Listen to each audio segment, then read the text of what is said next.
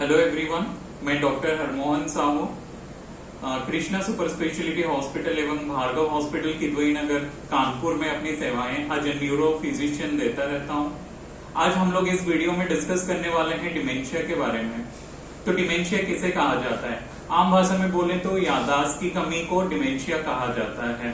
तो याददाश्त जो होता है वो रिसेंट मेमोरी हो सकता है, रिमोट मेमोरी हो सकता है, इमीडिएट मेमोरी हो सकता है। किसी भी डोमेन में आपको अगर प्रॉब्लम आ रही है तो उसको हम डिमेंशिया मान के चलते हैं। तो डिमेंशिया के क्या क्या लक्षण हो सकते हैं? मोटा मोटी हम लोग बोले तो कोई अगर केयर गिवर है, हमारे रिलेटिव्स हैं, हम में कुछ ऐसी चीजें पाते हैं जिसको देख के हम लोग सोच सकते हैं कि इस पेशेंट में डिमेंशिया है। तो वो सब है वर्ड फाइंडिंग डिफिकल्टीज, जैसे लैंग्वेज में प्रॉब्लम होती है, बोलते बोलते ये जो डिमेंशिया वाले पेशेंट है उनको शब्द ही नहीं मिलते बोलने के लिए। और मेमोरी लैप्सेस होते हैं जो रेगुलर बेसिस पे इनको याद रहता है, अब शायद उनको याद ना रहती हो, छोटी छोटी बातें हमेशा भूल जाते हैं। पुअर जजमेंट, यानी कि कोई अगर बैंकर है तो आजकल अपना कैलकुलेशन स्किल खो चुका है, अगर कोई गृहिणी है तो अपनी कुकिंग स्किल खो चुकी है, तो वो भी डिमेंशिया की श्रेणी में आते हैं। ये लोग अपना केयर नहीं ले पाते, अपना कपड़ा पहनना, नहाना, ग्रूमिंग करना, ये सब मुश्किल हो जाता है। तो ये सब लक्षण अगर आपको अपने पेशेंट में मिल रहे हैं तो आपको मान लेना चाहिए कि उनको डिमेंशिया है। तो डिमेंशिया के कॉजेस क्या क्या हैं? डिमेंशिया के बहुत सारे कॉजेस हैं, कुछ रिवर्सिबल कॉजेस हैं, कुछ इरिवर्सिबल कॉजेस हैं। रिवर्सिबल कॉजेस में जैसे विटामिन की कमी हो गई, थायराइड हो गया या डिप्रेशन हो गया है, तो इन सब में जो मेन चीज है वो है डिप्रेशन को क्योर करना, विटामिन की सप्लीमेंटेशन करना या थायराइड डिजीज में थायरोक्सिन देना। तो इन सब से डिमेंशिया उनकी कम होने लगती है। बट कुछ इरिवर्सिबल कॉजेस होते हैं, जैसे बुढ़ापे में आने वाले हमारे मल्टी इन्फार्क्ट स्टेट वाले पेशेंट है जिनको बार बार दिमाग में फालिश लगता रहता है, या अल्जाइमर्स वाले पेशेंट हैं, तो इन सब में जो डिमेंशिया होता है वो इरिवर्सिबल होता है।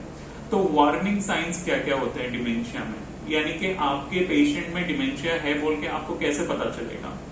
यानी मेमोरी लॉस इनमें होने लगता है जो normal day to day life को डिसरप्ट करता है, यानी हर बात वो भूलने लगते हैं, तो उनके डेली लाइफ में बहुत सारी प्रॉब्लम्स आने लगते हैं। प्रॉब्लम सॉल्विंग कैपेसिटी इनमें कम हो जाती है, जैसे कि मैंने बताया कोई बैंकर अपना कैलकुलेशन भूल जाता है, कोई गृहिणी अपना कुकिंग स्किल भूल जाती है, तो ये सब डिमेंशिया की कैटेगरी में आते हैं। इनको दिन रात या फिर डे टाइम प्लेस इन सब का ख्याल नहीं रहता, वो उसको भूल जाते हैं। सोशल एक्टिविटीज में इनका मन नहीं लगता, मूड इनका फ्लक्चुएशन होने लगता है, पर्सनालिटी चेंजेस इनमें आने लगते हैं। तो ये सब किसी पेशेंट में आने लगते हैं तो इसको डिमेंशिया की कैटेगरी में हम लोग ले सकते हैं। तो एज ए केयर गिवर आपको किन किन चीजों का ख्याल रखना है? पहली चीज है कि ईटिंग हैबिट। तो ये लोग अपना खाना सही से नहीं खाते, खाना खाना कभी कभी भूल जाते हैं, तो इनकी ईटिंग हैबिट्स के बारे में आपको ध्यान रखना पड़ेगा। इनको कौन सा खाना खाना है, पौष्टिक आहार देना है, ये सब आपको सोचना पड़ेगा। इनको बड़े बड़े टुकड़ों में खाना नहीं देना है, छोटे छोटे टुकड़ों में खाना देना है, और खाने को अच्छे से मिक्स करके देना है। यानी कि दाल चावल जैसे वो कभी कभी मिक्स करना भूल जाते हैं, तो आपको मिक्स करके इनको देना होगा।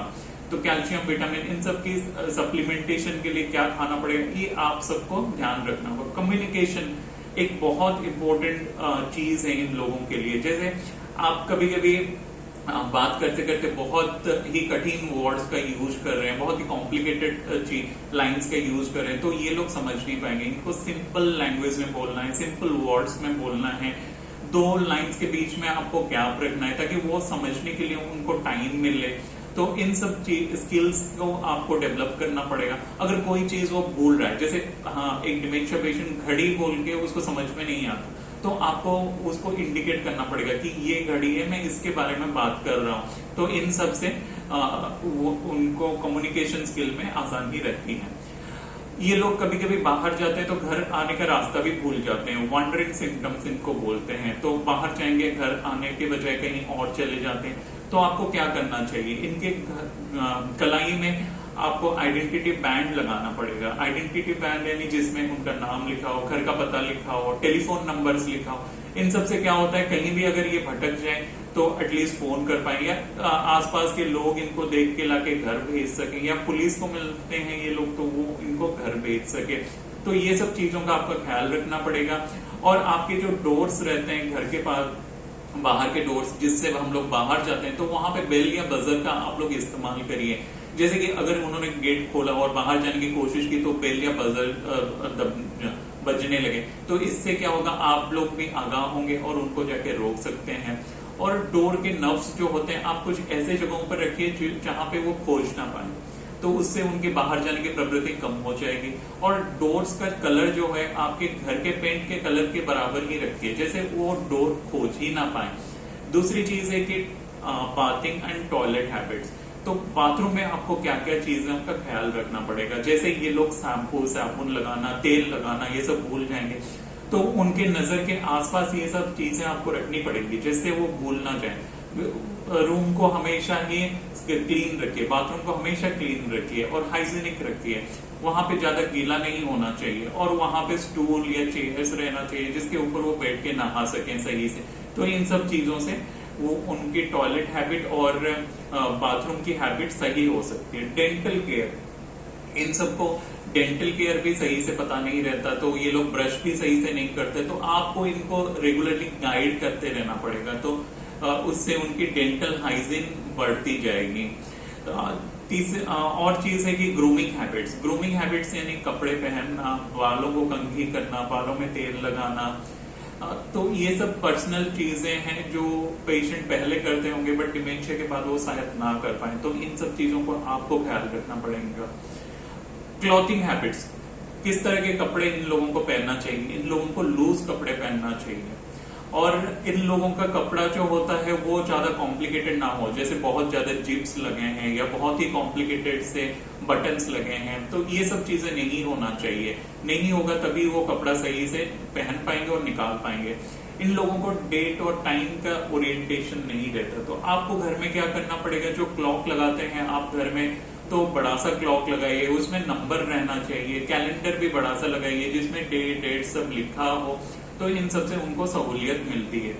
रिमाइंडर लिस्ट आपको घर में लगाना पड़ेगा। रिमाइंडर लिस्ट क्या है, जैसे ये लोग कुछ इंपॉर्टेंट चीजें भूल जाते हैं, टेलीफोन नंबर तो बिल्कुल याद नहीं रहता उनको, तो इमरजेंसी वाले टेलीफोन नंबर्स, आपके अपने पर्सनल टेलीफोन नंबर्स दीवारों पे चिपकाए रखिए जिससे इनको आसानी हो और इमरजेंसी सिचुएशन में ये आपको कॉल कर सकें। और ये लोग घर पे चलते चलते कई बार हर्ट होने के चांसेस रहते हैं, तो फ्लोर पे बहुत ज्यादा सामान आप फैलाए मत रखिए। शार्प चीजें तो बिल्कुल भी जमीन पे नहीं रहना चाहिए। कारपेट वगैरह में पैर लपेट के लोगों का गिरने का चांसेस रहता है, तो उस पर भी आपको ध्यान रखना पड़ेगा।